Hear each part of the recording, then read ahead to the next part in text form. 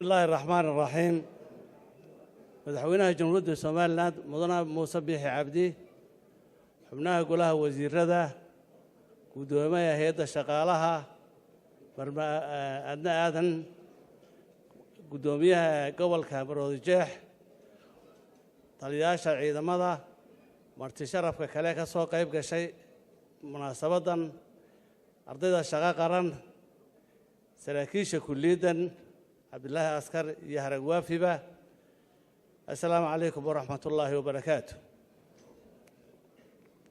mudana madaxweyne xafladan hadda aanu joogno ee shaqo qaran loogu xidhayo waa wax uguba oo madaxweyne aad u bilowday waana wax loo baahnaa adduunyadu iskayga waxay leedahay shaqada qaranka wadamo badan baa leh oo ay u noqdaan ciidamo kayda waxaana loogu talagalay oo kale inay ku adkaadaan oo ay wax ku bartaan ardaydu ciidamada inta badan historyga marka dib loo raaco raggii madaxda noqday inta badan waxay u badnaayeen madaxweynayaasha noqday rag ciidamada soo maray waxay taasi keenaysaa adayg ninkaas u adkaysan karo dhibaatooyinka ka hor iman doona mudan madaxweyne 3 bilood ka hor ardayda halkan joogta sida ay maanta yihiin ma ahayn dadka shacib oo iska aba ahayd maalintii dhaweyday marayeen May 18-keegii meelo badan oo war ka helay aad baa loola yaabay waa laga khalkhalay wax la yiri ciidamada inta leega Soomaaliland samaysatay halis bay yihiin baa la lahaa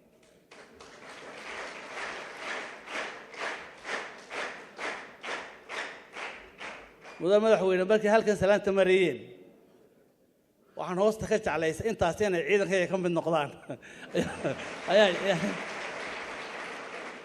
ayaa sii jeclaystay asaatee wax weyn oo kale noo qaban doonaan insha Allah tacaala waa dadkii cilmiga ee mustaqbalka dalka hogaamin lahaa weey muddadii madaxweyne aan halkan 3 bilood ka hor kulliyado badan 3 kulliyadood baa halkan ku yaala mid saraakiil xigeenka wax ku bartaan oo Haragwaafi la yiraahdo mid kulliyada saraakiisha Abdullaahi Askar loo magac daray iyo kulliyada Dibooga saddexda kulliyadood ayaa ku yaala dugsiga Dibooga baan u jeedaa waxaanu xidhnay wax alla wixii tababar ahaa ee ciidamadu ay gali jireen ayaanu xidhnay iyaga dartooto si ay wax u bartaan iyagu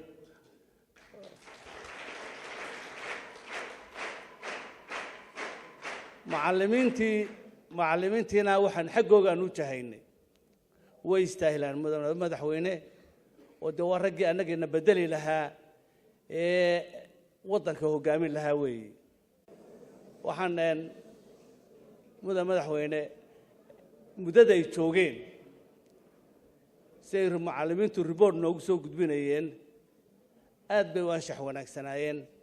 wax dhibaato lagama soo sheegin intaan arkayna aad bay u wanaagsanaayeen nidaamkooda akhlaaqadooda iyo xirajoogooguba wax lagu farxo waa rag mutacallimiina cilmigu ninka doqonkana nin buu ka dhigaa ninka raggaana 2 nin buu ka dhigaa marka waxa weeyaan waa cilmiga ayaa saa ka dhigay oo madaxweyne muddo yar Dibooga 9 bilood iyo 6 bilood bay noogu qaateen laakiin muddo yar bay ku qaateen inay gaardigii bartaan oo askarta la mid noqdaan mudan madaxweyne waa marxalad taariikhi ah oo intaas oo dhalinyaro oo 1200 ah oo jiil cusub ah inay mustaqbal yeeshaan nation-kana ku soo biiraan shaqaalana ay noqdaan maanta 400 ee la qaadanayo la sheegayo waa nasiibkood waana nasiib badan yihiin inay ku soo hagaagaan waqtigaagii oo aad madaxweynaha aad u ahayd inay ku soo hagaagaan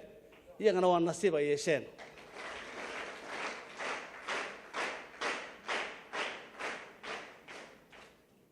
madaxweyne aad baan ugu mahadnaqayaa macallimiintii kulliyadani ee isku taxallujisay ee ku dadaashay in si ay ardayda u hayn lahayd waxa kaloo aad ugu mahadnaqayaa madaxweyne oo annaga waliba xoog sii saaray sidii nabadgelyadooda intaasoo jaamiciin nabadgelyadooda sida aanu walaal lahayna aad baan ugu dadaalay waana ilaahayna uu nala garab galay alxamdulilaahi rabbil caalamiin iyagoo nabada iyo inagoo wada nabada inaan haddana mar labaad maalintii aad furaysay maalintii ku xigtay ood xidhideeda maanta inaan halkan isku nimaadno madaxweyne waad mahadsantihiin way mahadsan yihiin waanaad mahadsantahay madana